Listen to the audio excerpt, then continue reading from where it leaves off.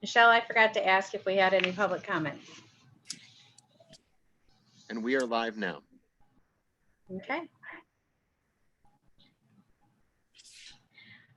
I'd like to welcome everybody to our online meeting again and declare that we have a quorum and move on to 1.03, looking for the adoption of the agenda. Move So to moved. adopt the agenda as presented. I second. I have a motion and a second. I'll call the vote. Dr. Thomas, Yes. Mr. Lewis, Yes. Mr. Garden, Yes. Dr. Albin, Yes. Ms. Greco, Yes. Ms. Glover Jones, Yes. and I will vote yes. Moving on to 1.04, I'd like to ask you all to please stand and join me in the Pledge of Allegiance.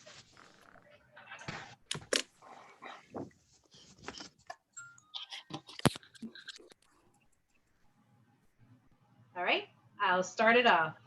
I pledge allegiance To the flag of the of the United United States States of of America, America and to the and to republic the republic for for which which it stands, stands, one one nation, one nation, under God, God, under God, indivisible, indivisible, liberty and and justice justice for all. for all. For all.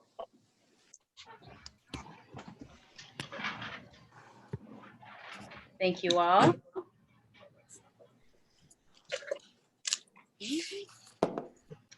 All right, moving on to 1.05, I'd like to report that the Board of Education met in closed session on May 7th, 11th, and 14th of 2020 for the purpose of discussion of legal and personnel agenda items. Moving on to 1.06 is our public comment time. At this time, I'd like to ask Ms. Clover, I did not hear, do we have any public comments? We do not. Okay, thank you very much. Go ahead and move on to 2.01. We'll start with Dr. Kilbride leading the Legislative Advocacy Committee report. So board members, at this time, there is no active session. So there's no new news on the legislative front. Board members, we do expect additional withholdings to be announced from Governor Parson. We expect those to be announced early on in July on our payments that we receive from the state. So we'll keep you updated on any new news on the legislative front. That concludes my report. Thank you, Dr. Kilbride, and I'll go ahead and let you do your superintendent report, please. So board members, as we shared last week, we're very proud to honor the Citizens for Ritenour's Future Committee for the great work that they did to ensure the passage of Proposition S. The committee was the driving force. I've been a part of several initiatives in this district, and I've got to say, this was the most active committee that I've seen even during this time of the pandemic. The ballot initiative Prop S passed with, as far as I can tell, the highest yes vote on record, that at 80.45%. 80.45 yes vote. We had to have 57.14 was what was necessary to pass this zero rate change initiative. Board members, we hope to call them together in the future in person when we're able to hold an in-person meeting. We are working on a small gift to say thank you on behalf of the district, and we hope to have them in a future meeting so that you and I can present them a small token of our appreciation. Tonight, I'd like to call out the names of the members of the Citizens for Ritenour's Future group and would ask that we give them a round of applause after I've called off all their names. And again, we'll invite them to a future in-person board meeting. Our chair was Mr. Jerry Nolan. Our treasurer was Miss Michelle Clover. Members of the committee included George Albin, Dr. George Albin, Tara Burleson, Joni Clark, Mr. Ken Crowder, Miss Melissa Buttrey, Mr. Rob Eaton, Mr. Dan Maltman, Miss Leah Mosley, and Miss Rhonda Olson. Let's please give them a round of applause for their commitment to the district.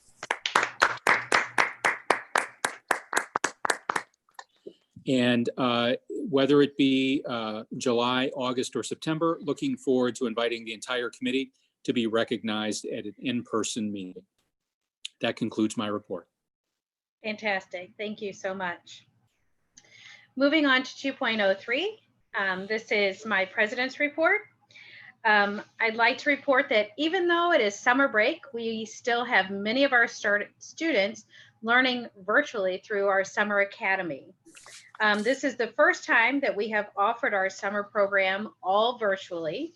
Summer learning began last Wednesday, June 3rd, and will continue through July 2nd. Students attend school virtually Monday through Thursday. We have hundreds of students taking part of this program this year. Our teachers and administrators identified the students most in need of remediation or credit recovery and worked hard to get everything in place despite the challenges of COVID-19 pandemic. Thank you so much to our teachers and staff for their dedication and for keeping our students learning and growing through the summer. And that concludes my report. I will next go to our MSBA, NSBA report with Dr. Thomas. Can we run the video clip, monthly video clip first? There we go.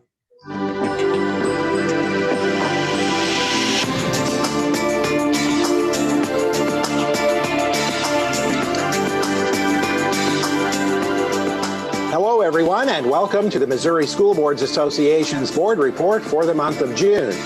We thank you for the opportunity to share some news and information during a few minutes of your board meeting. We begin with a look at the recently completed session of the Missouri General Assembly, undoubtedly one of the most unusual sessions in our state's history. The session was shut down for 6 weeks due to the coronavirus pandemic, and when legislators returned to Jefferson City, there were only 2 weeks left to pass a state budget and 3 weeks left to consider other legislation. Lawmakers met their constitutional deadline by passing a budget by May 8th. The budget provides the same level of funding for the foundation formula compared to the current year, but does include a reduction in funding for student transportation. Other areas of the state budget faced significant cuts due to declining state revenue. MSBA's Associate Executive Director for Advocacy, Mike Reed, gives credit to the legislature for making K-12 funding a high priority. But give the legislature a lot of credit. Both the committees in the House and the Senate did work very hard to fully fund the formula, and that's what they're trying to do. But prospects for funds do not look good, and I think that each school district has to be fully aware that there may be withholds in the future, just because we cannot operate on a deficit. We are not the federal government. We cannot operate on a deficit. So it's fully funded now, but be careful. One way to provide the state with additional revenue during the economic downturn would be to collect internet sales taxes, the so-called Wayfair fix. Reed says he believes that idea might be considered during a special legislative session later this year. I would look for a special session dealing with Wayfair in the fall, especially in light of the fact that local governments will be hurting for cash flow and for tax money. I think that there may be impetus to come back and work on Wayfair later in the year. During the final days of the legislative session, lawmakers considered what are called omnibus education bills, where numerous individual bills are put together in a single bill. Those omnibus bills contain several provisions harmful to public schools and did not pass before the legislature adjourned on May 15th. School boards and administrators throughout the state are making preparations to reopen school buildings later this summer in the midst of the coronavirus pandemic. One option now available to school districts is to start school earlier in August. Current state law prohibits schools from opening any earlier than 2 weeks before Labor Day. But the State Board of Education has given the Commissioner of Education the authority to waive that statute and allow schools to open before August 24th for this year only. School districts must apply for the waiver and get public input on the decision, including a public hearing. Districts must also demonstrate how the exemption will benefit student learning and how the exemption will minimize the transmission of the COVID-19 virus. Plans continue for the 2020 MSBA Annual Conference in cooperation with the Missouri Association of School Administrators to be held September 24th through 27th in Kansas City. The event will once again feature more than 100 sessions and workshops, many presented by school leaders from districts throughout the state, all in a new location at the Kansas City Convention Center. Registration for the 2020 Annual Conference opened on the MSBA website on June 1st. And don't forget the 2020 Safe Schools and Colleges Forum, sponsored by MSBA Center for Education Safety, will be held this year in conjunction with the annual conference in Kansas City.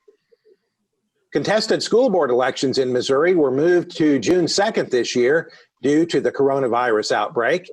If you are a newly elected board member, Missouri law requires that you complete 18.5 hours of training in your first year of service.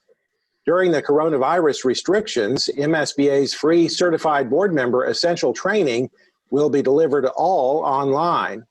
After the restrictions are lifted, a portion of the training will be delivered online, with the remainder in one-day classroom settings at locations around the state.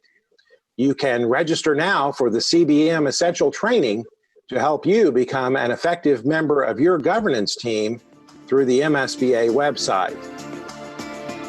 That's it for this month's edition of the MSBA Board Report.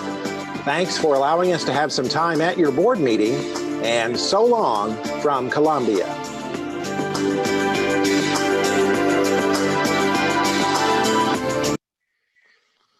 Okay, and some things to note.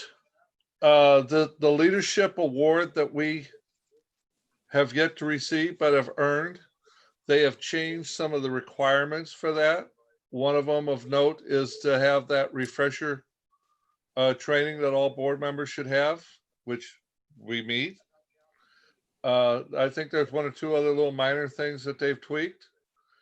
And also some things coming up. You get emails about them on a regular basis. I don't think the day goes by that something from MSBA or NSBA doesn't come out.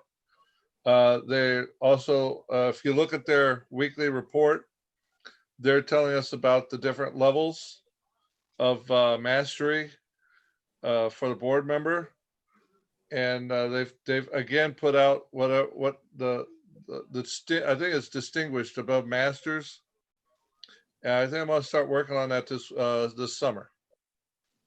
So maybe in a year or so I'll have that completed. And I encourage everyone else. This is our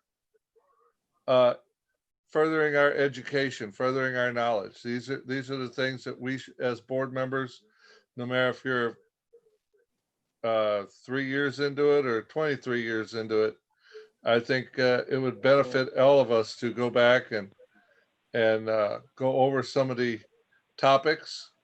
If anyone is still wanting to go to Kansas City, like the man said, there's over 100 topics that are going to be there being presented. I would encourage everybody to go and further their knowledge of the board's positions on things. So keep looking at your email, your Ritenour email.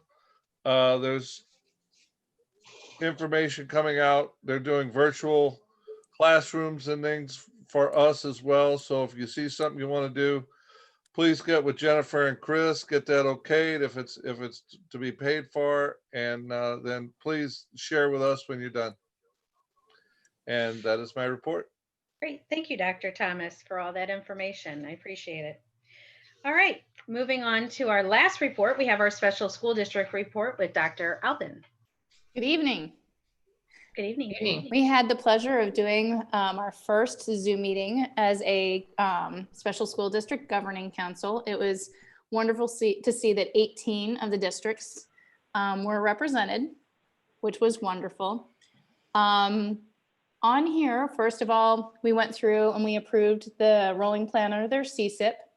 There was quite a bit of discussion to ensure, especially with the COVID-19 adaptations that they've made, as well as looking to the future, there was the approval of the fiscal year 21 budget, which I did put a slide on there for as well, and also the up and coming dates for the next different meetings that we're going to have.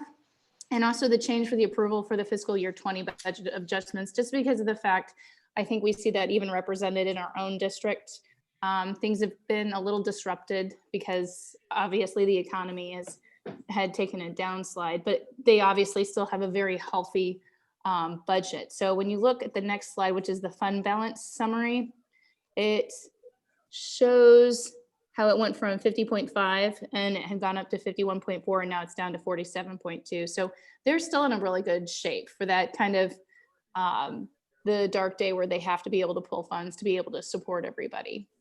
It was interesting because when we were all discussing this, I think it's pretty much across the board.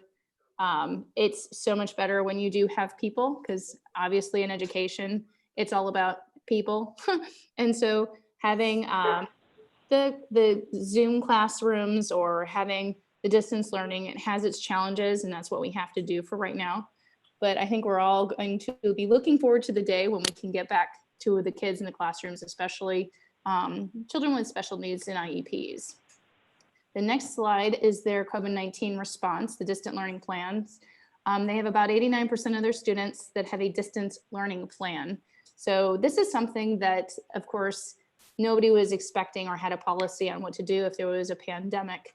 And so I'm sure that with this next incoming year, we have really been working collaboratively with our Ritenour School District, as well as with our special school district educators that come in.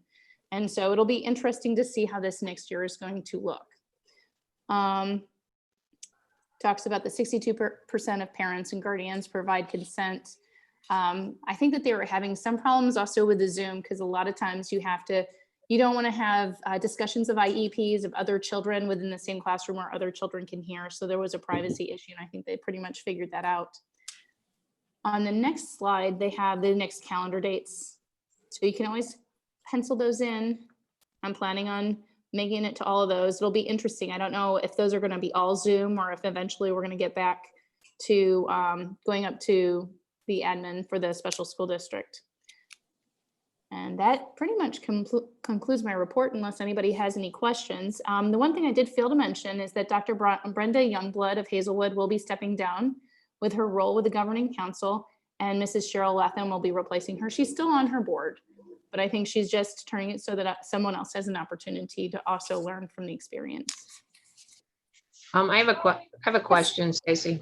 Let's see if I can answer it. Yeah, you probably can't, but I noticed they have a very healthy budget. And I was wondering if the next time, if you could bring up the real need for our district to get more of those TAs that come in for SSD. Mm-hmm. I noticed when we talked about this last, I think it was in April, right after we had the discussion about the need for that in our district, and we could only get one.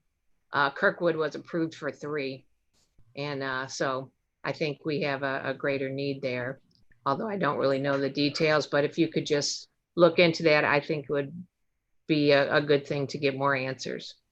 Oh, absolutely. I agree. And there was even a conversation that was probably a good 15, 20 minutes that Riverview had brought up, that it was very important that we really do focus on getting equity amongst our districts so that where there is a need, that we are supported. Yeah. And so go ahead. That was something that was definitely a topic. From what I understand with the teachers' aides, I think part of the other problem is getting people to fill those positions that that was part of it. And that may not be the problem coming up in the future. That might've been something that was previous, but that was also a conversation that we had. Yeah, it might be good to find out. I was gonna say, it might be good to find out what the process is, how they determine, that'd be good to know. Okay, what are the requirements? Yeah, how they decide who gets what. Mm-hmm. I think we know what the requirements are, but maybe there's something in the process that we don't understand. Squeaky wheels. No, I like having a Thank you, Stacy. You're welcome. All right. Well, thank you, Dr. Alvin. Any other comments for the special school district report? Yeah, good report. All right, we're going to go ahead and move on to our business items. The first thing that we have on our business items is our 3.01, which is our budget hearing. So this is going to be a little different. At this time, I think I'm going to turn it over to Mr. Lindhorst to go summarize through the budget.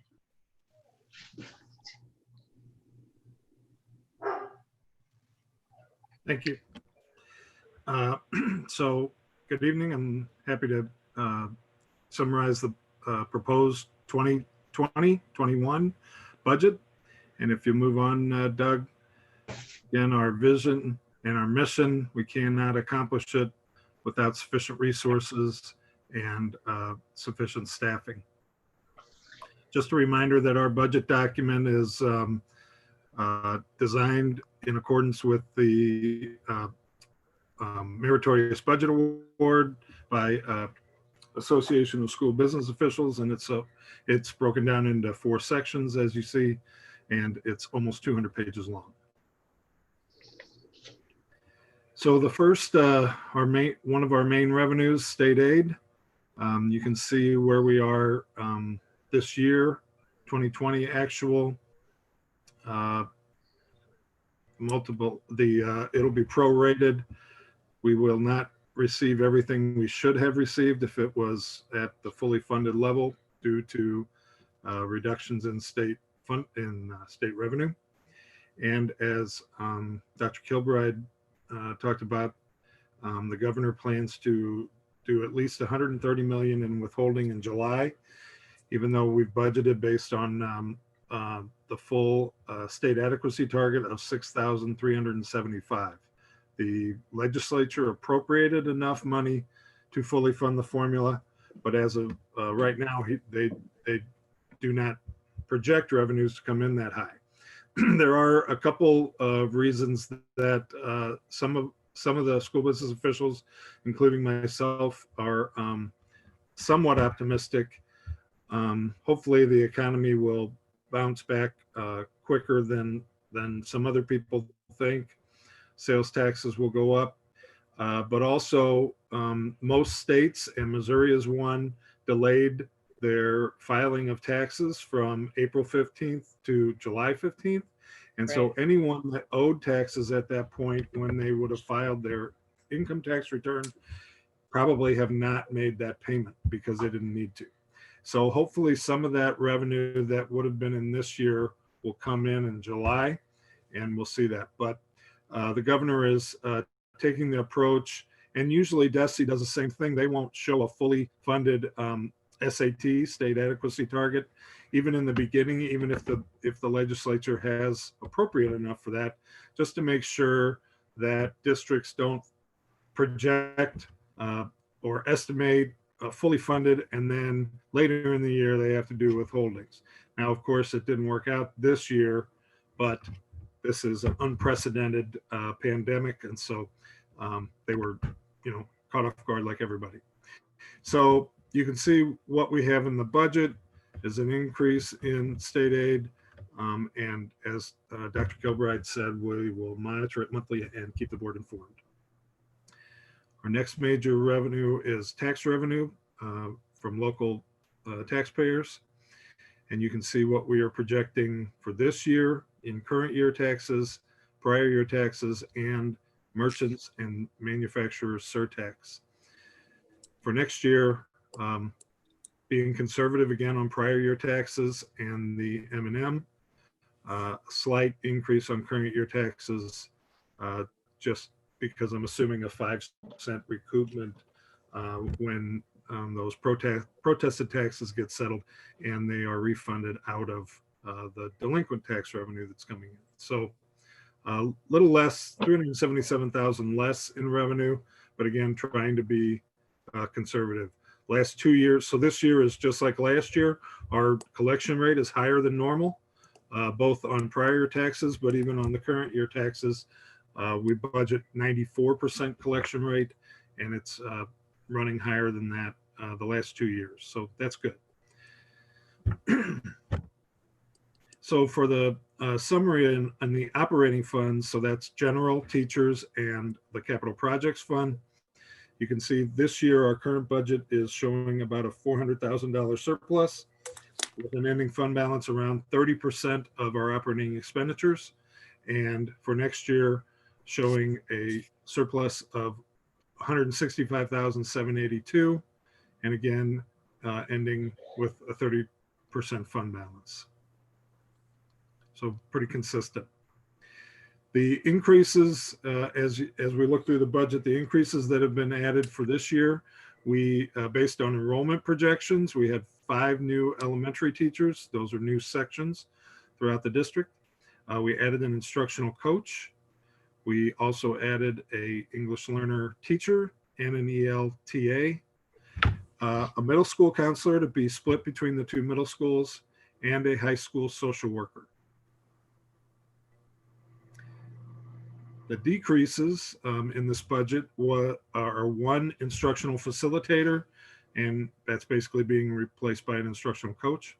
1 elementary teacher assistant, because we added that during this year instead of adding another section of kindergarten, and therefore we are adding the extra first grade teacher for this year, so we don't need the TA. There is 1 one less adult ed teacher and 1 less early childhood aide that was reduced during this year. And then, of course, we've discussed the ELA curriculum adoption that we'll be discussing later, and so we've budgeted that reduction in the budget. And then the other changes in here, at Ritenour High School, they've replaced a position of a social studies teacher with an alternative education teacher. And at the Husky Academy, we replaced the family liaison, which had never been filled, with a TA. Again, enrollment projections remaining pretty stable. As you can see, the last 9 or 10 years, very stable. And this year is at, next year we're looking at 6520. Of course, that was, that's assuming all students enrolled and learning either in person or virtually. So that is the summary of the budget. The board has had the budget document for about a week and a half now, so I'll answer any questions that you may have.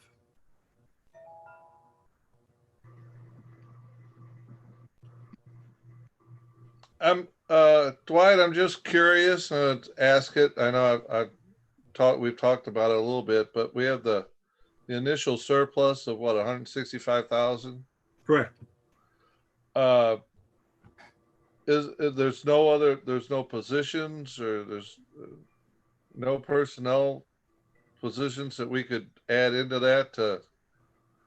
I mean, our fund balances are fine. I'd be looking at what other positions, what might we be able to use or need? Right.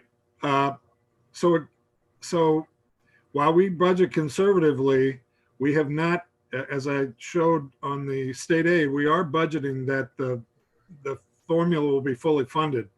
At this point, right. Some projections are, I mean, there's crazy projections like $300 to $500 million shortfall, which would be, right. Yeah, I've read those. I can't even imagine that. Some are budgeting, but some are expecting at the very end $75 to $100 million shortfall, and at $100 million shortfall, we lose $1 million off of what I've budgeted. Now, the CARES Act funding will cover some of that, although we're using that for other things, as you know, technology that the board approved last week, and there's going to be other things that we're going to need to add that we already know throughout the year. We're going to have to do extra cleaning for one. We may have to run extra bus routes. So there's a lot of things that CARES Act money is going to need to cover.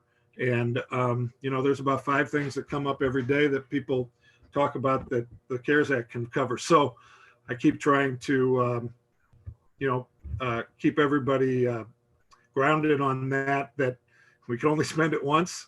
So I'm not, while we have a surplus budgeted, that's great, but we still want to be conservative. And are there positions we could add? Absolutely. There are things that people want, as in every year, and we always balance our needs and our wants with our resources. So at this point, I think we've added what has been prioritized at the schools and at the administrative level.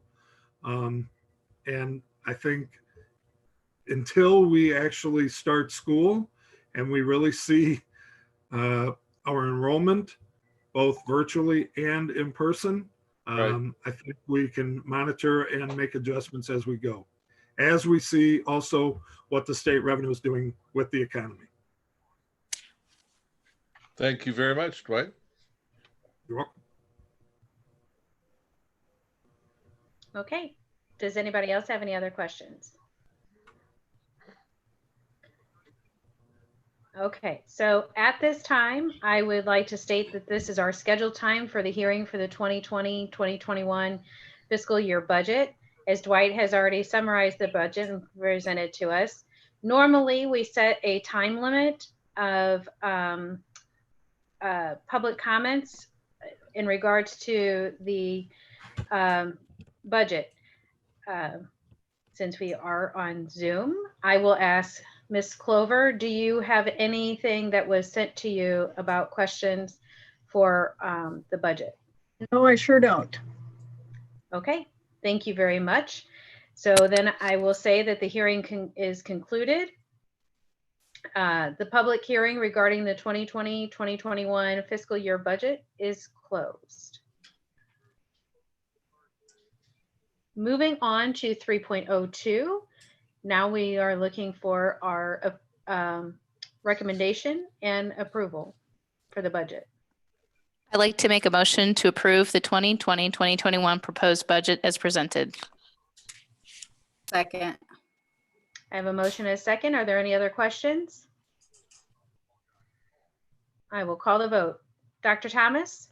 Yes. Mr. Lewis? Yes. Mr. Garden? Yes. Dr. Alvin? Yes. Ms. Greco? Yes. Ms. Glover Jones? Yes. And I will vote yes. We have a budget. Thank you. Thank you. Very nice. And Dwight, thank you so much. I know you work hard on putting everything together as well as keeping our finances very tight and to the penny. So thank you for all of your hard work. Thank you. Thank you for the detailed reports too. Yes. Thank you. Absolutely. And Celia Pearson, Director of Accounting, does a lot of work on this budget also, but I also get input from others. All the assessment information in there is from Julie.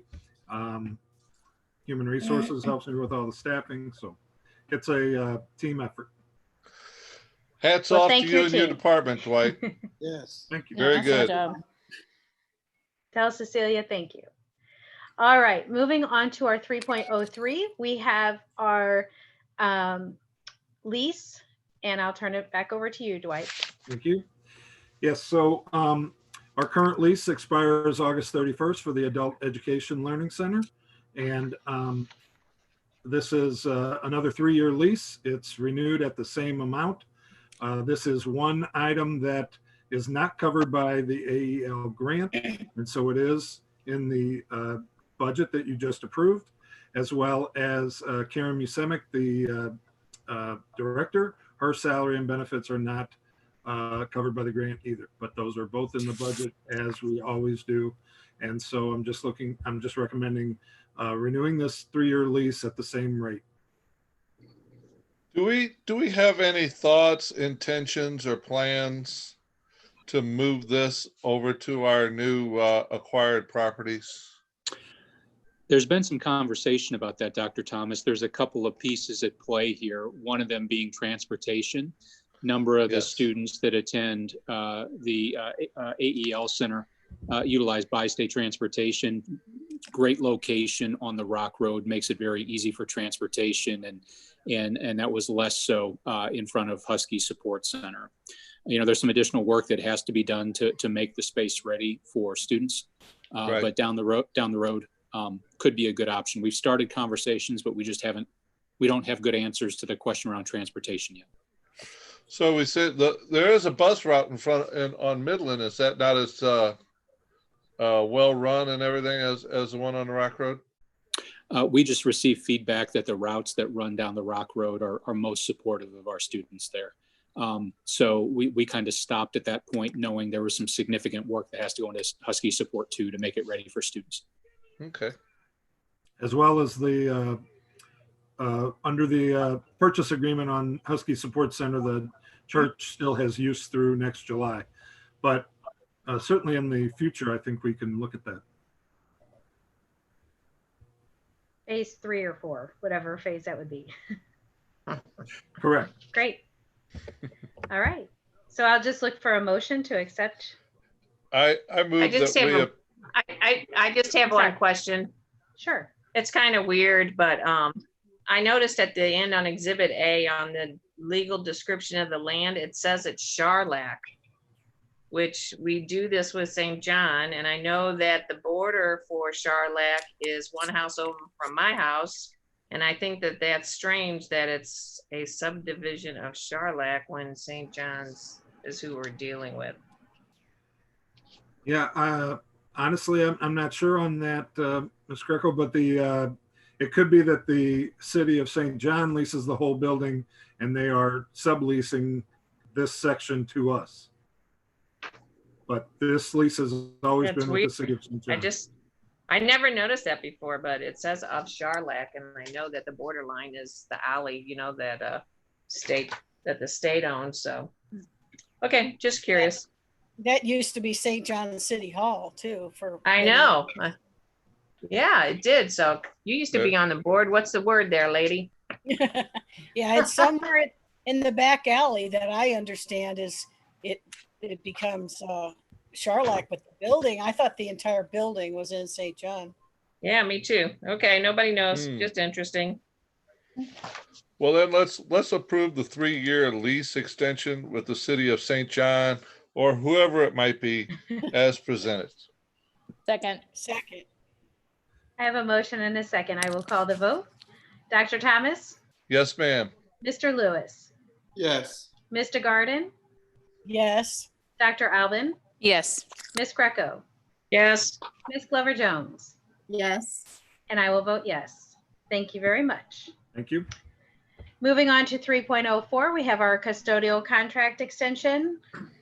And I will turn this over to Mr. Smith. Good evening, everyone. Good Good evening. evening. So thanks, Doug. The operations department helps the district meet its mission and vision by providing safe facilities for learning.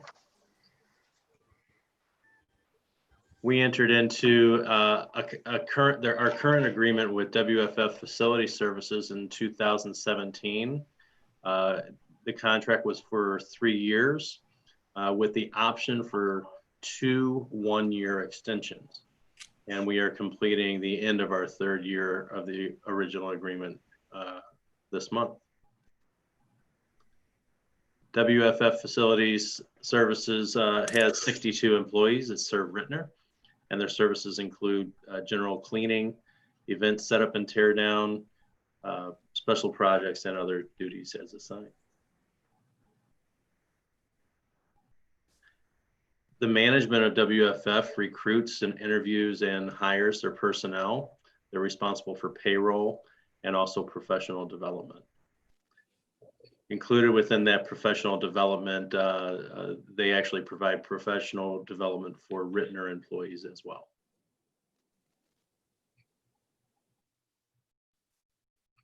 They also train new personnel, coordinate cleaning schedules, communicate with the facility leaders in the Ritenour School District, and they're responsible for continuous improvement of their services. There have been issues over the years. The transition from ISS, which was our former custodial company. That was a tough transition and a big struggle for WFF. And those struggles continued at the beginning of the 18-19 school year. At that point, I insisted that they make a change in their supervisor, and that happened. There was great improvement when that happened. But then mid-year, this school year, 1920, around December, issues arose again. This was majorly due to staffing. They lost a very important team member to a death, and there was a traumatic event with one of the custodial leaders. And those things led to quite a bit of turmoil in the month of December. Concessions were made in 2018 to the amount of over $90,000 in price reductions and credits. The WFF supervisor was replaced at that time. And again, though issues arise, service did steadily improve once those moves were made. The response to issues when they arise, staff is asked to submit a custodial work order, and then the custodial staff addresses those issues. Sometimes the staff emails those issues directly to the custodial leaders or to me, and we personally respond to the office staff and resolve those issues as quick as we can. And then I have a weekly meeting with the custodial leaders, and in that meeting, we discuss any issues that may have arisen. Moving forward to increase accountability, we're going to move to a checklist system to ensure that cleaning is completed correctly each day. Doug, thank you. And also we'll be using a quality assurance tool called Go Spot Check. This allows us to go into different parts of the buildings and do quality assurance checks. We can take pictures of anything where there might be deficiencies, make specific notes about those deficiencies, take those deficiencies directly to the custodian and provide professional development in order to see improvement in the work. On this page, you can see where this happened in this instance. There was a splattered kick plate that was noticed by the person doing the inspection, made note of that.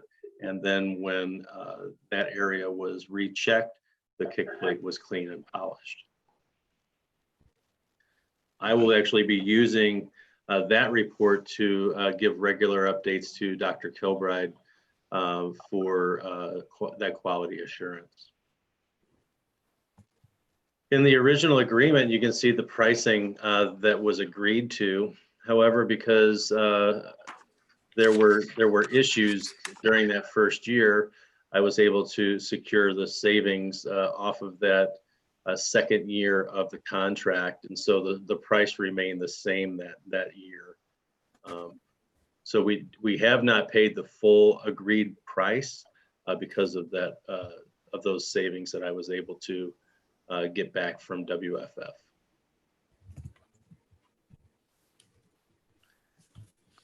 We are proposing an extension of services, a one-year extension of services.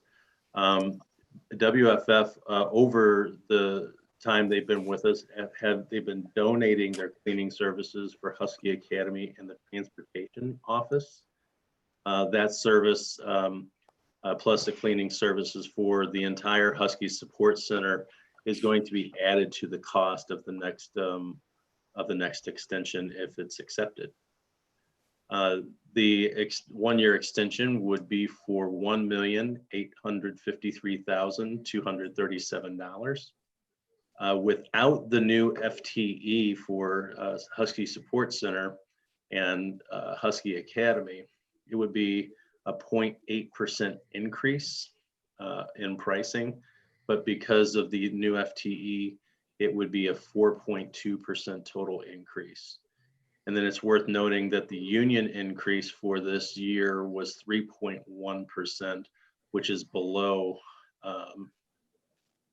below that 0.8%, I'm sorry, above that 0.8% increase that we would have expected. So I am recommending that the Board of Education approve the extension, a 1-year extension of custodial services by WFF Facility Services for the 2020-2021 school year for $1,853,237. Sorry, $1,853,237. Are there questions? Mike, what do you see? Where do you see us in a year? What's your thinking a year, 2 years, 3 years out? What you want to do with this? Well, my thinking is that we're going to continue to see the improvement, because when they made the change in supervisor, there was improvement made. We know that there's been struggles, and they definitely need to improve. And WFF understands that they need to show great improvement of the services that they've been providing. So my hope is that growth will continue throughout the next school year, and we will be confident enough to at least ask for the other 1-year extension. However, we're not going to do that, if they haven't earned it. All right. Thank you.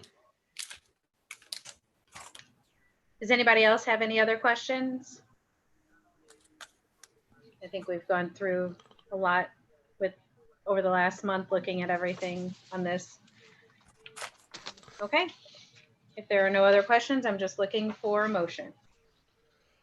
I'd like to move that we approve the WFF custodial services contract extension totaling $1,853,237 through the 2020-2021 school year as recommended.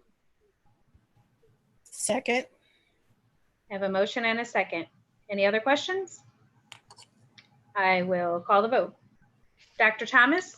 Yes. Mr. Lewis? Yes. Mr. Garden? Yes. Dr. Albin? Yes. Ms. Greco?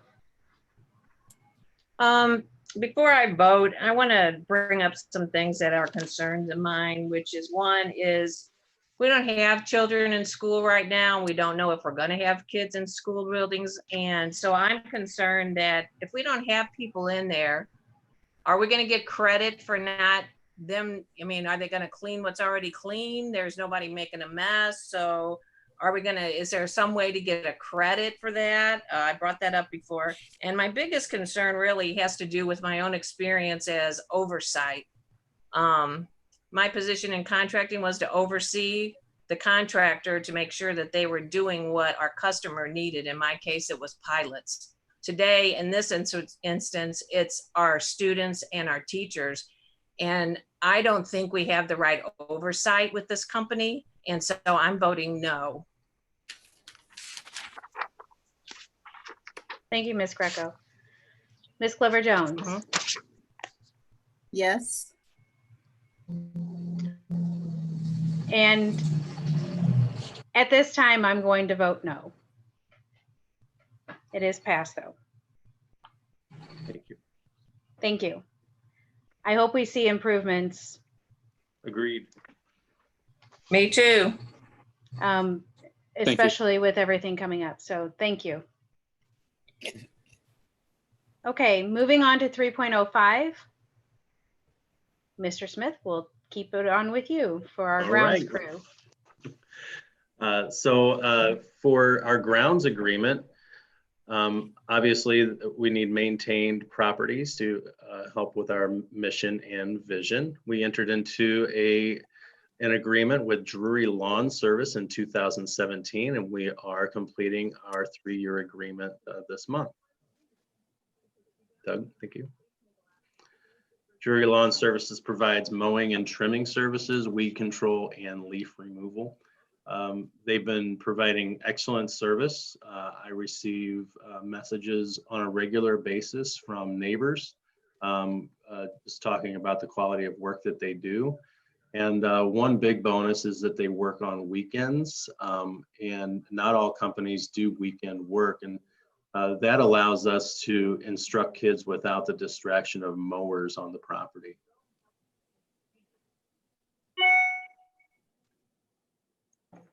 Our current pricing is for $101,045. That's current, and so there's a proposal by Drury to make an increase this coming year to $105,200, which is a 4.1% increase. Generally, we don't like to see anything above 3%. However, you can see that they are willing to hold that price for the entire 3-year contract for a total of $315,600.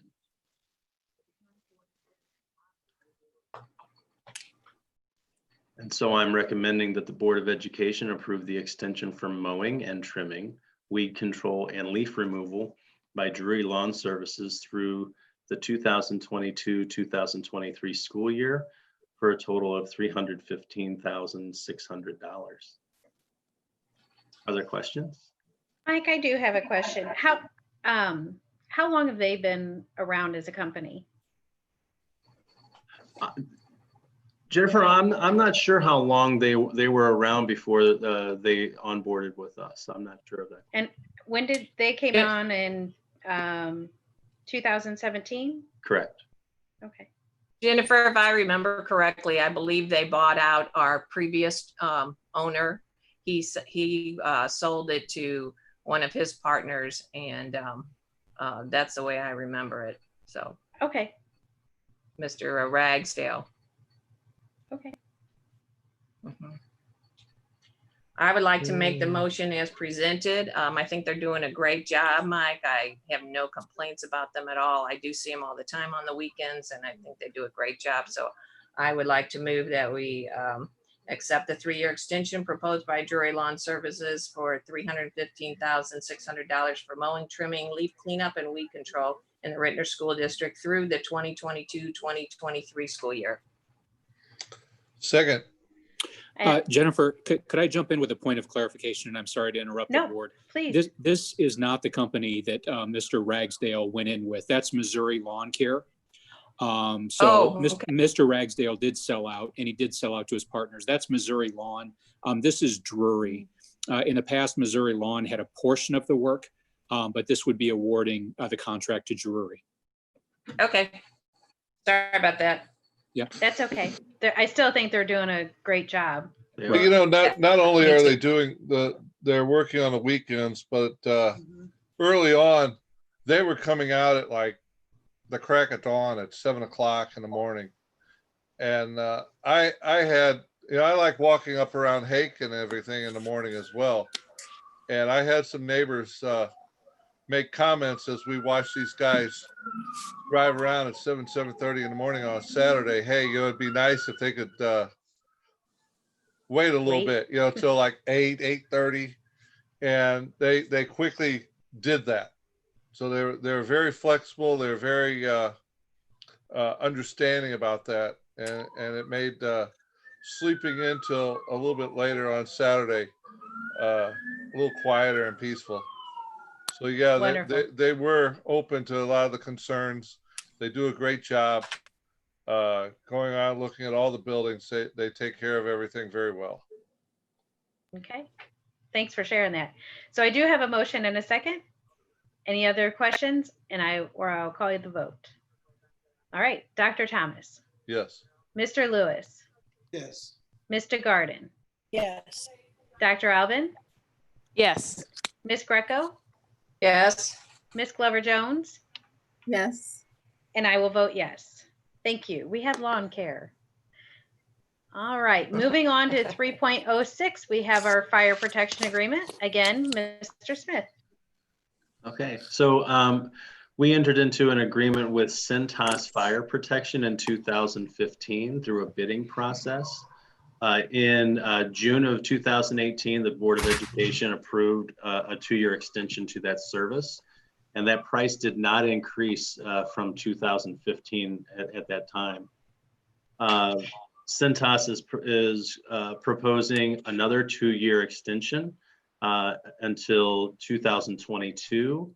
And again, those prices are not going to change. So those will be for actually still at the 2015 pricing from that time. We expect our anticipated costs are between $3,500 and $4,000. That depends on the amount of services that each fire suppression system would require. There's no way for us to predict what the exact price will be. However, the pricing list, I included that in this report. And so I am recommending that the Board of Education approve a 2-year extension by Cintas Fire Protection for the annual inspection and service of fire extinguishers and fire suppression systems through June 2022. If you have questions. If anybody has any questions, let me know. Otherwise, I'll look for a motion. So moved. I second. Thank you. I have a motion and a second. I will call the vote. Dr. Thomas, Yes, ma'am. Mr. Lewis, Yes. Ms. DeGarden, Yes. Dr. Albin, Yes. Ms. Greco, Yes. Ms. Glover Jones, Yes. and I will vote yes. Thank you very much for Thank the you. fire protection stuff. Thank you. You bet. Anytime. I got to keep those things safe. Right. All right, moving on to 3.07, we have our ELA Curriculum Resource Proposal with Dr. LaChance. Good evening, board members.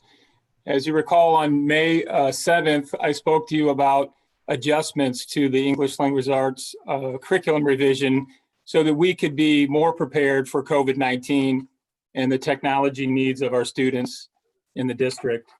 We do believe that our proposal tonight helps us move closer to our vision and mission, considering the demands of COVID-19. So tonight, I just want to follow up after I've had several meetings with ELA committee members during the last month to ensure that the proposal met their essential needs so that they could help students continue to grow as learners, and considering the COVID-19 planning. Doug, if you could go to the next slide. So the proposal tonight is updated based on considerations of COVID-19 and distance learning demands. But we wanted to make sure that we were meeting the kindergarten through 3rd grade phonics skill development needs, and also addressing the immediate needs of Ritenour High School, and I'll describe that in future slides. The savings would allow the district to further address the elementary and middle school technology needs. There are also professional development needs addressed in the proposal tonight. You can go to the next slide.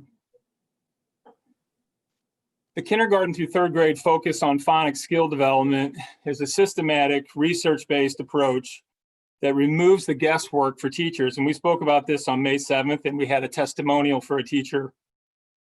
The work provides ongoing assessments that teachers can gauge the continued learning of students' phonics development. And we discussed these benefits to students and teachers on May 7th. I just want to reiterate that the texts are high quality. The texts are culturally responsive, as our teacher testimonial iterated, and she showed a few samples. There is explicit instruction that gives the teachers guidance for that instruction, and it also embeds social emotional learning along the way. Over the last month, the Being a Reader program also converted their program so that it could be delivered in a distance learning model. So all of their text had been converted to digital access so that if we're in a scenario that requires distance learning, teachers can continue to implement the program. And that is not at any additional cost. Just as a reminder, the Center for Collaborative Literacy is a not-for-profit, and they continually work to improve their products, and they've been very responsive trying to adapt to the demands of COVID-19. I also wanted to share with you some of the work that the English Language Arts department at the high school has been doing. And actually this work started in the 2018-19 school year. And the department surveyed their students and worked through developing themes of learning that would engage students and provide students choice, but also allow them to integrate reading and writing. So you can see in the 9th grade, students start by beginning to learn about themselves and what makes them an individual, and then about the individual choices they make, and then how does society try to treat individuals that are different, and then how do different individuals respond to society.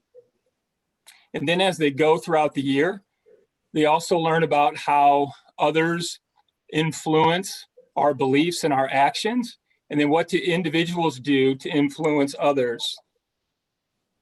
And throughout that, you can see the integration of reading and writing throughout the 9th grade.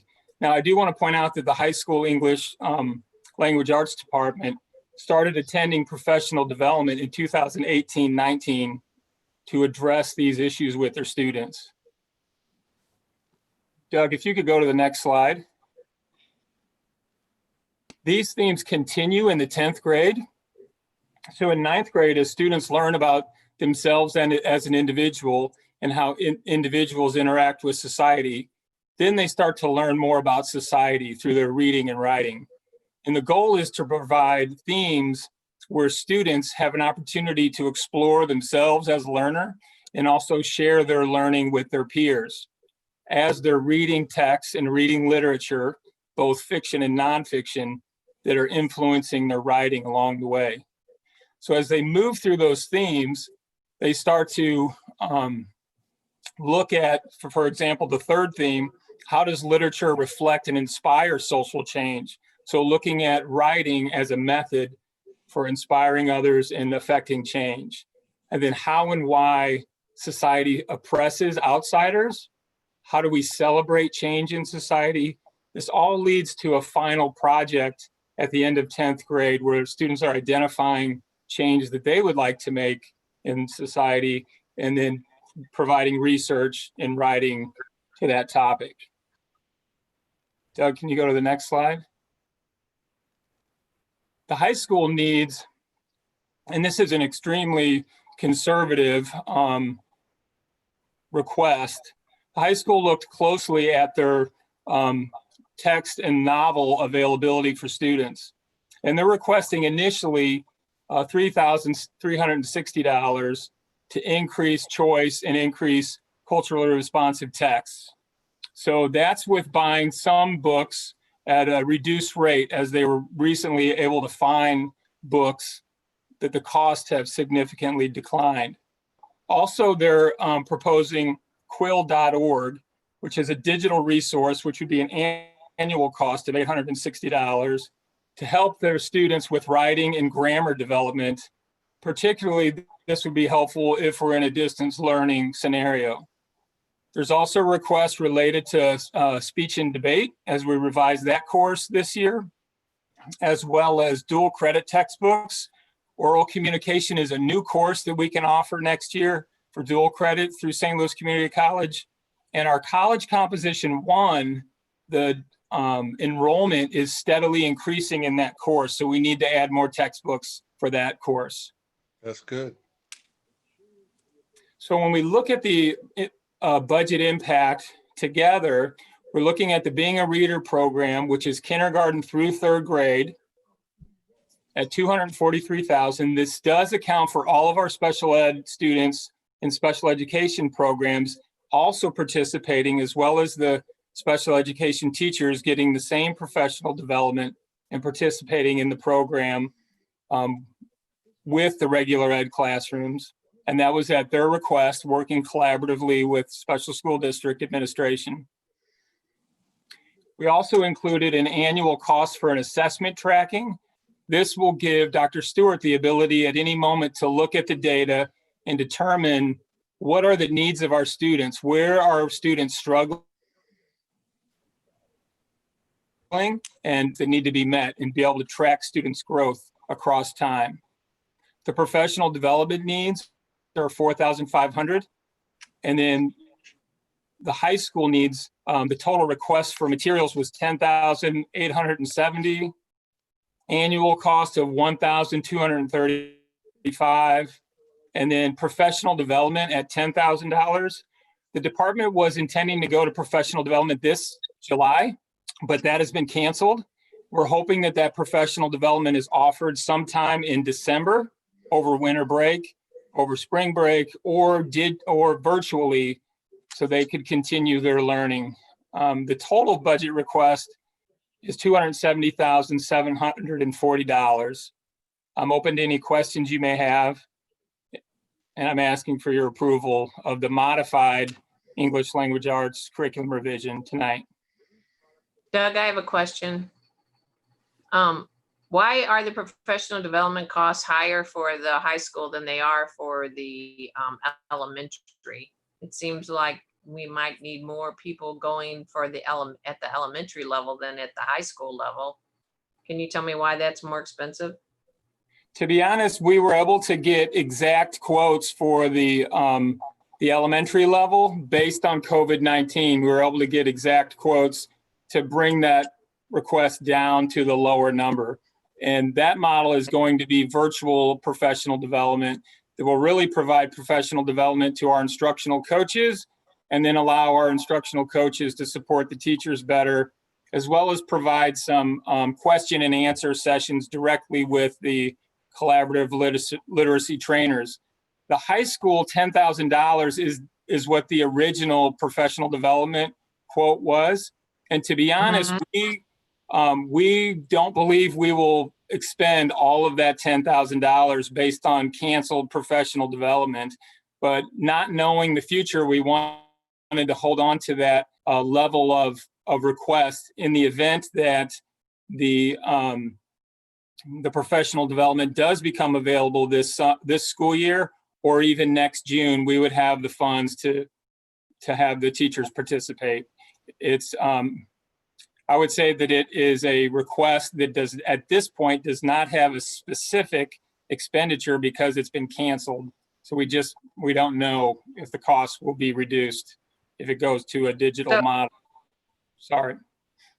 That's okay. So you're saying that instructional coaches are going to the elementary, but teachers are going to the high school one? Yes. Not instructional coaches? Right. The instructional coaches are focused on supporting the elementary schools going into next year. And we know that it will be difficult to have all of our teachers participate in hours upon hours of online learning. So it's meant to provide a few hours of online professional development to teachers, followed up with additional support by those coaches, which drew the cost way down. And originally,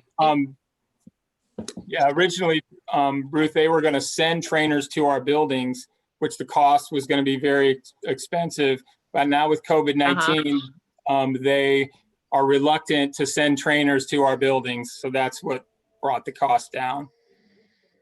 Okay. All right. Thank you.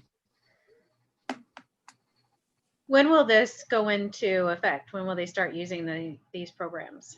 Is it this school year? Yes, it is this school year. I will say that I anticipate there to be some additional expenses for Ritenour High School. And there are always, because we budget conservatively, there are always funds within the C&I budget that we could replenish textbooks for high school students as needed throughout the year. And that would include novels or lit sets for small groups. So we do intend to send books home with students, and we would need to replace, if not return. So there's funds to do that within the normal C&I budget, but we intend to start this as soon as students return. So with saying though that the professional development, it probably won't happen until December, are we still prepared okay for the beginning of the year? For the high school teachers, yes, because they actually started this level of professional development in 2018-19. Okay, This so is this through- is just additional yeah, it's profession. Okay, continuing it. It's offered through the Fox School District. They have a literacy institute every year. And this year was canceled, and they've gained a lot from attending that institute, where they bring in national trainers to address regional needs in the Okay. Fox School District. okay.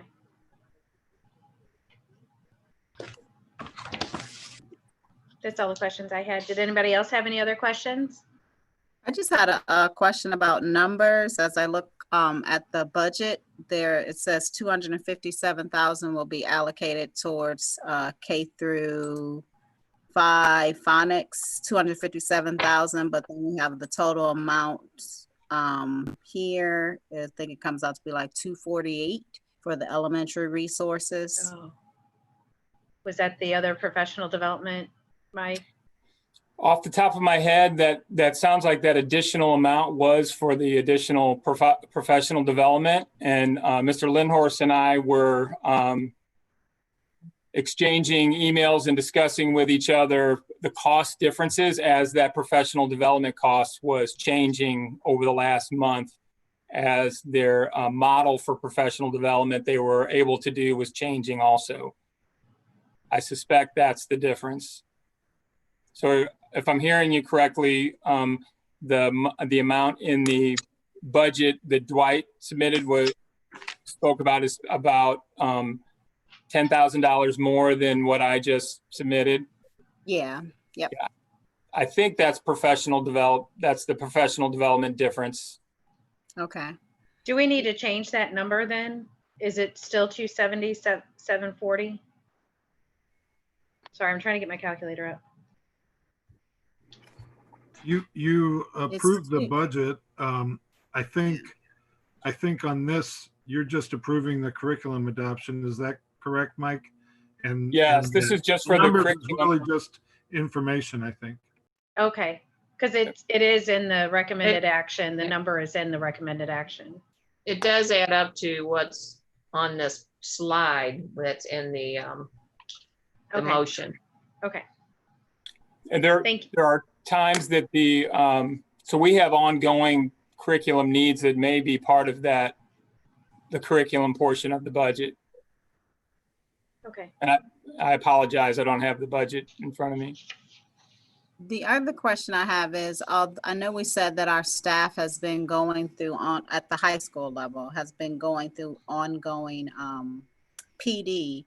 So when they're talking about the curriculum from an equitable standpoint and then implementing the culturally responsive materials, has that training been done also with the teachers, not just giving them materials to teach, but has there been actual training on that with the teachers who will be teaching these classes? So that question actually came up with Ritenour High School students last week as they were asking what's going on at Ritenour High School.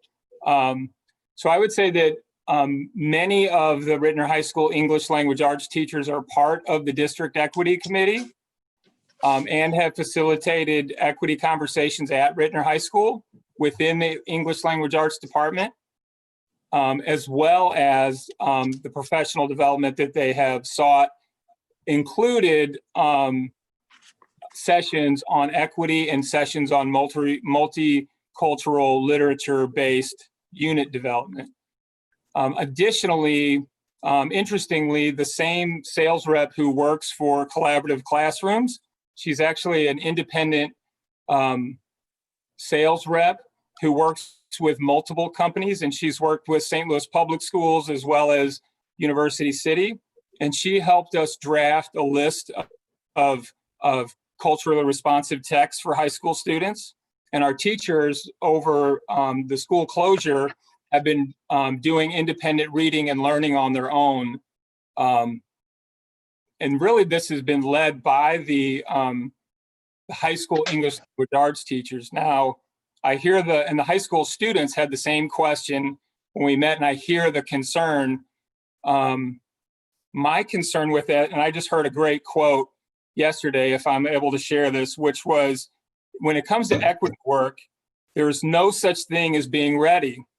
We just have to agree to start and go.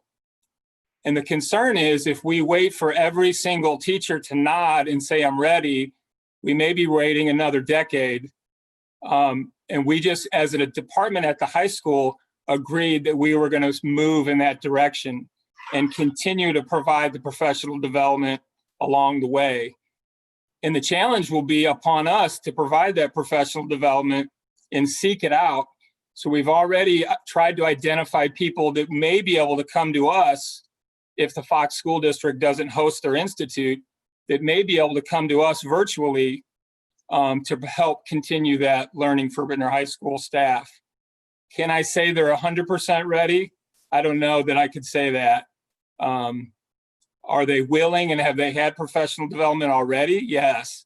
But are they 100%? I can't say that. Yeah, and I don't think anybody is 100% unless they do that work all day, every day. But I'm just want to make sure that we are, when we're asking people to teach from that perspective, there's also a level of education and training that is important that they have had some level of exposure to. So I was just curious if all that PD was some of the PD that was being pushed off to December, and it was like, here's a curriculum, let's teach it, but not taking that lens into consideration. And this is a curriculum that they've written themselves, that they've developed themselves using online resources and open sources online. So they have developed this within themselves. I've worked with them for over 2 years, and they have worked on this collaboratively. I feel like that they have high efficacy as a department, and they seek to make a positive change. And as we work through that and continue to build on their skill, we've specifically talked about developing a curriculum that we would say has a low floor and a high ceiling. So it's going to be invitational for all students to be part of that, no matter where the student may be in that continuum. So as long as it's invitational, and the idea is to invite students and their perspectives into that classroom and then develop that, because we have within the community, we have parents and families and students that may or may not be ready for those conversations also. So the teachers are well aware of that as they're working to invite people into that conversation and move students along their literacy development. Okay. Thank you. Excuse me if I can go back to Lisa's question on the budget. So of that 270,000, if you remove the 14,500 of professional development, then it equals 256, 240. So my narrative portion of there where I said it was about 257, I was just pulling out the materials and the annual online resources. And that's just a narrative part. The PD is actually going to come out of the required 1% of our basic formula funds, as Evelyn Gilliam and the Professional Development Committee has approved using those funds for that professional development, correct, Mike? Yes, the PD portion is coming from the district professional development budget. I will say, I forgot to mention one other thing, and I don't want to drone on and on about this, but there is equity professional development being provided this summer that has just come up within the last week, to be honest. And I attended last night, as did Dr. Rumpus, a few other people, and our Ritenour High School staff, English department, were there. And it was a Zoom session, but so I see them taking action for some of these free, what I would say, they have just come about in the last 2 weeks to address equity issues in the St. Louis area. I see our staff participating and wanting to continue their learning. So those are good signs when they're not being prompted, but they're seeking those out and they're attending those. Okay. Thank you. The other question I had was about the dual credit, the dual enrollment. Did you have a number on that of the students that are actively taking and participating in that? I do not have a number with me today. I know that we have, so we have students that have applied for dual enrollment, but we also have dual credit. And those textbook requests were for the dual credit requests. And it'll come down to, does their schedule match, which working on matching their schedule to their requests. Okay. So All right. I can get you those. Okay, that's fine. I was just curious because I know the reason I asked about that, when I think about what I see in the consent agenda for the CTEs, for that program evaluation, we offer that as an option, but yet we don't have students maximizing on that or capitalizing on that. So are we thinking about, if we look at the numbers in this situation for the ELA courses, are we thinking about what we need to be able to do to have students capitalize on that as well? We do see students tend to be, and I think some of that is our messaging, and we've talked about this over the last year. Students tend to be more interested in the traditional college coursework compared to the career and technical ed options out there for dual credit. And that's just part of some mental shifts that we need to make. As the career and tech ed dual credits tend to lead to certificates and less so lead to bachelor degree programs. So it kind of, our students are still choosing a traditional pathway forward. And I see some of the issues with career and tech ed is we need to continue to expose our students to the great options that are out there in career and tech ed, and that dual credit component for career and tech ed. Yeah, the other thing I would say about that is I think we need to do some education too with our parents and students surrounding that, because I know before when you sent me a listing of those classes that service that option, I know I contacted several families and a lot of them are not aware that that is a particular option when their children are taking those particular engineering classes or those career and technical education classes. Absolutely. Absolutely.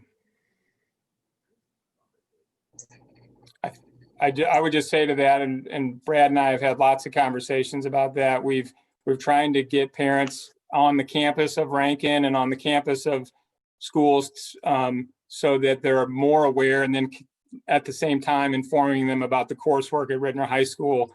But I agree, we're not there yet. And that communication often should happen in the classroom too, right? Between the teacher and the students throughout the course, informing them of that option and where that course can lead.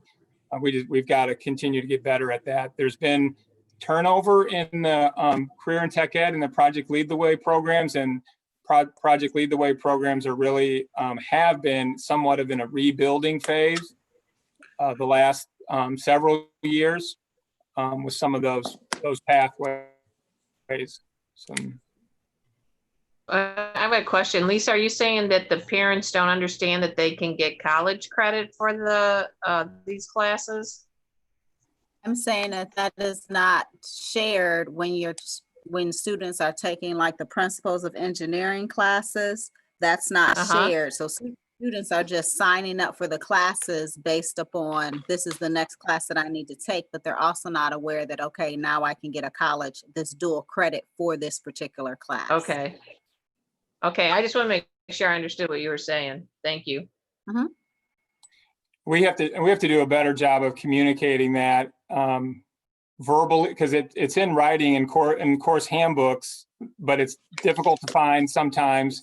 And then I don't know that we say it enough in communication with parents and students. So.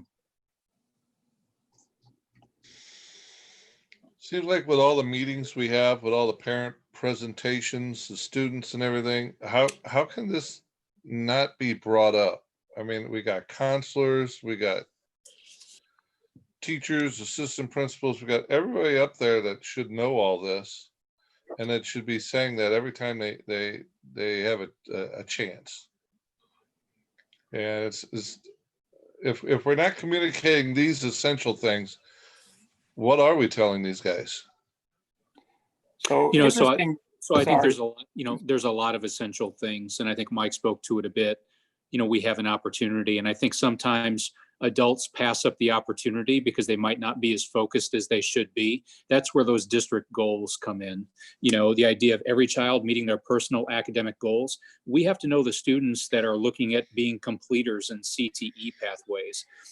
So the idea of kids meeting their personal academic goals, it's also tied to 100% of our kids graduating, tied to college and career. The number of students, that's also data that we can provide to you on the back end, board members. The number of students that are earning college credits and the number of college credits they're earning before high school. That's a focus area in this district. And for any adult, whether it be a teacher or a counselor or administrator, to pass up an opportunity to have that conversation with a kid, that's a miss. So that's a good point, Brad. We just need to be more focused around the district goals and opportunities to earn college credit for kids that are interested in that. We have to be on that. And Chris, when you reference college credit, you're also referring to the career tech side too, correct?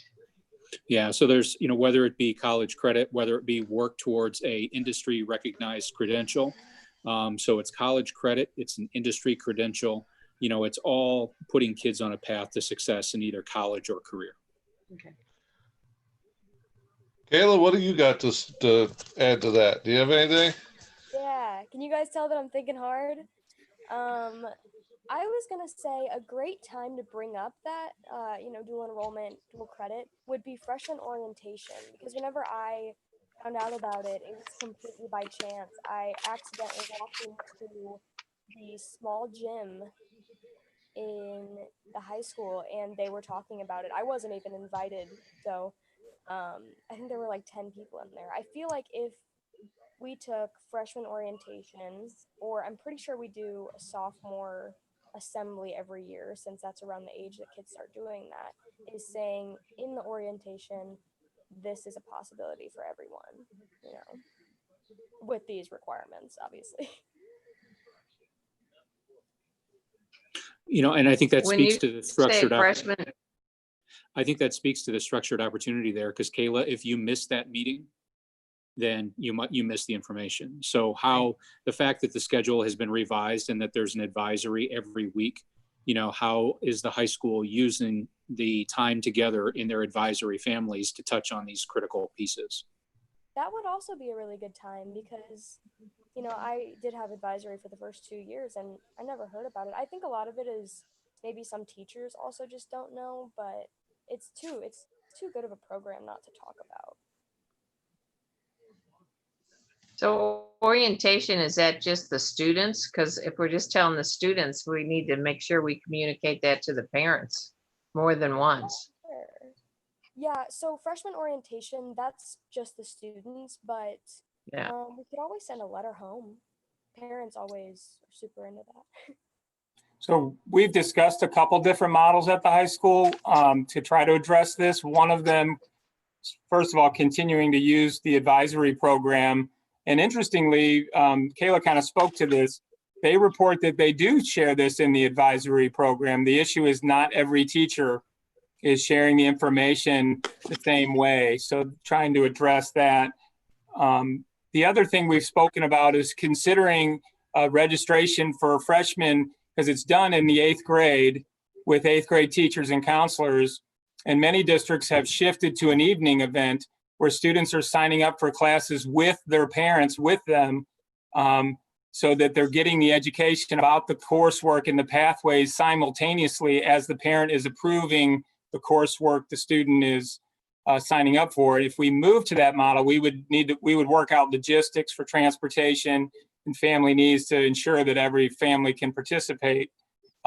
So we would need to work through some considerations, but that has been a model that the high school has spoken about recently, considering, this was before COVID-19, considering that as an option. They do have their information sessions in the evening with parents as a transition opportunity for incoming ninth graders. But unless it's connected to, you need to be here to sign up for your classes, we don't always get the participation that we would like. But if it's connected to, you need to be here or you're not going to be able to sign up for your classes, then we believe we would get the participation we need. True.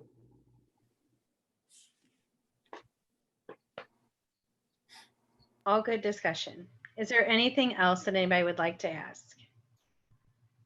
If not, I will just ask for a motion. I move we approve the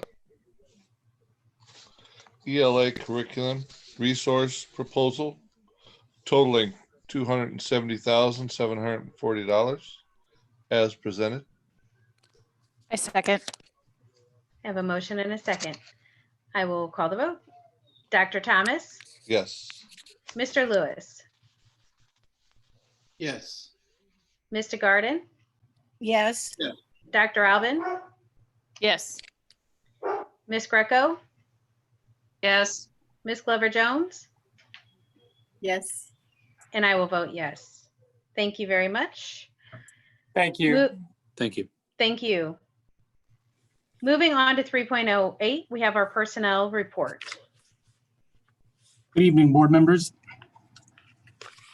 So I did a little research. This is my 141st meeting, special meeting, retreat with you in the past 4 years, and this will be my 90th and final personnel report that I get to recommend to you tonight. You're gonna make me cry, Ken. Yeah. I'm recommending numbers 1 through 52 for your consideration and your approval, and can answer any questions that you might have.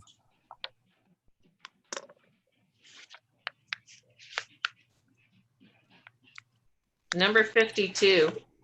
Did we not do that one before? We did not, because we were waiting to have a discussion around the future of that department. We intentionally did not approve that person or that salary when we did the previous administrators. So we're adding that based on last week's decision. Okay, and is there a difference between last year and this year?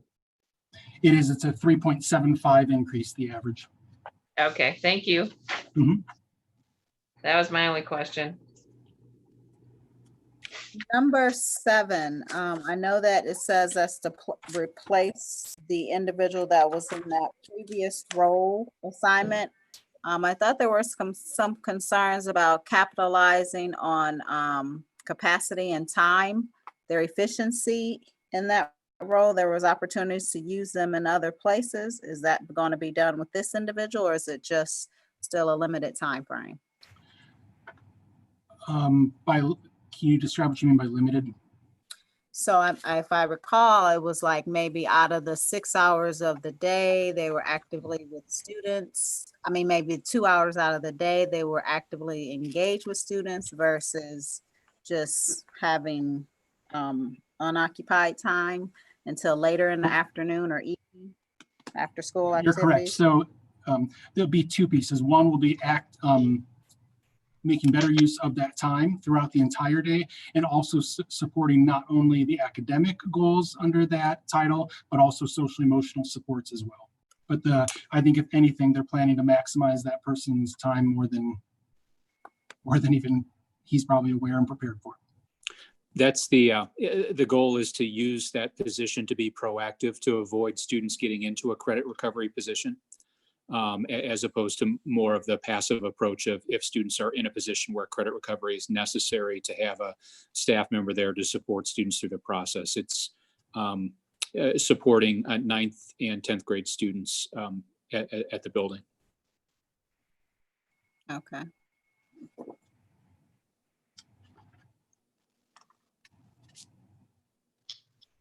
Any other questions on any of the other items?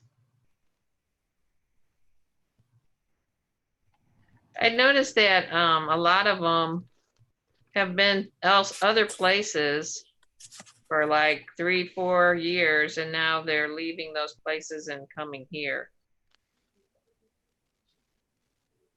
Reason? Yeah, so there are always reasons. And we follow up on those. So for example, number 6, the person was in a 0.6 and a 0.5 and a 0.5 position. They were not full-time positions. And so this was a full-time opportunity, and that's why the person chose to leave that district and join us. Okay. Number 8 was actually, you see, previously with us for a long period of time and pursued an opportunity through that institution, actually doing similar work that the person will be doing here, and so wanted an opportunity to return here. Number 9 was specifically about exploring an opportunity to leave that district. And what about number 1? I remember number 5. Sorry, number 5. Yeah, so number 5, most of the experience has been at the university level. However, working with students either in first year classes, which will be similar to what will be taught here, or working with high school students who are doing dual enrollment, dual credit programs. And because of the person's background in that specific area, as well as their spouse's positions at the university level, that's why that person has moved around and has now come back to St. Louis 3 years ago and would like to be in the K-12 setting. Okay. Thank you. I guess I got a question for Dwight with number 1. It seems like a lot of times when we have someone in a department retire or leave or however it is, we look at how we can reconfigure the department or do something different. Is there any thoughts of this, or is this one of those, someone retires, we got to replace them because of the work?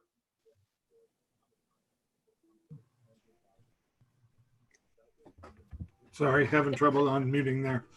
I think at this point we need to replace it. I think in the future, as we have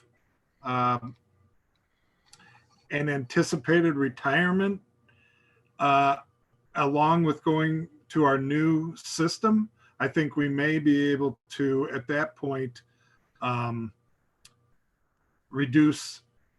possibly reduce the personnel in the business office. But at this point, with our current system and and then moving to the new system, I think we need to replace it at this point. And Dr. Thomas, that person also in the restructuring of the child nutrition department, when we went from 3 people down to 2, that person also spends some time supporting that same role for that department. And so it extends outside of just the business office. Okay, very good. Dr. Rumpus. Gonna miss that assistance.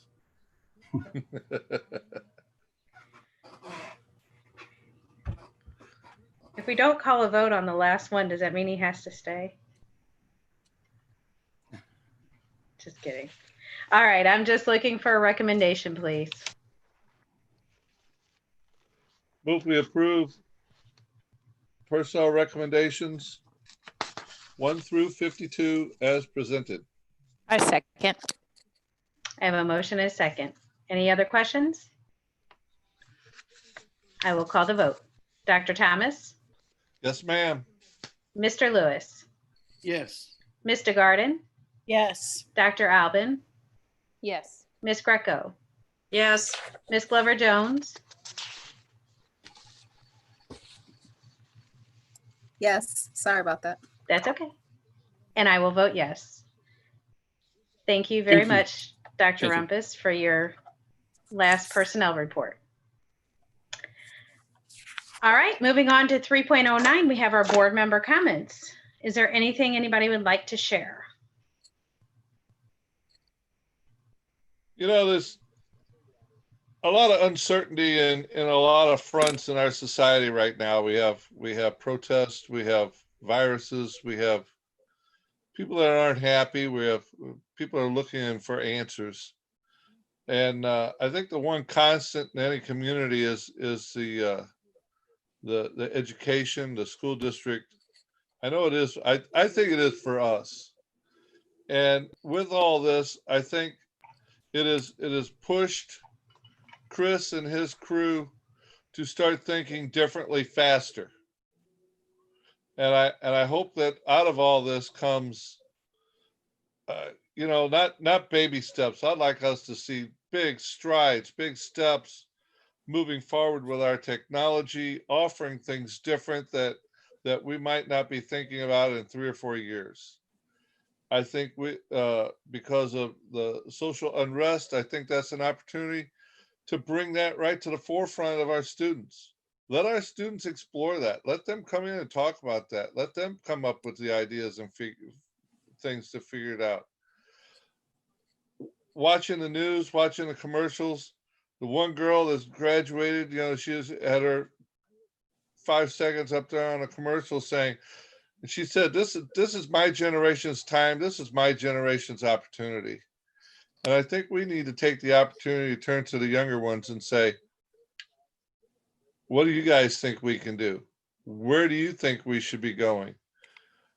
I said a lot of times that the future is for the younger people because they're going to be living it longer than we are.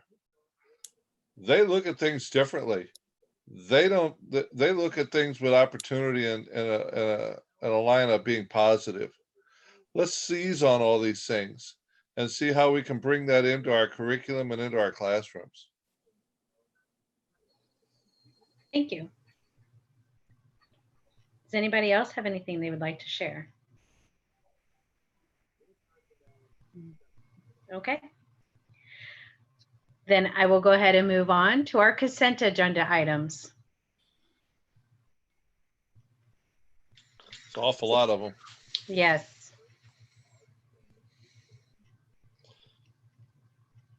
Okay, how about we move to approve consent agenda items 4.01 through 4.12 as presented this night.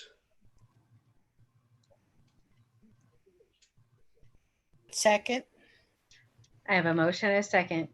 Any questions? All right, I will call the vote. Dr. Thomas? Yes. Mr. Lewis? Yes. Mr. Garden? Yes. Dr. Albin? Yes. Ms. Greco? Yes. Ms. Glover Jones? Yes. And I will vote yes. Thank you very much. Moving on to 5.101 I need a motion to reconvene in closed session, please. I'd like to make a motion to reconvene in closed session per state statute 610021 for the purpose of a discussion of legal agenda items. Second. I have a motion and a second. I will take the vote. Dr. Thomas? Yes. Mr. Lewis? Yes. Mr. Garden? Yes. Dr. Albin? Yes. Ms. Greco? Sure.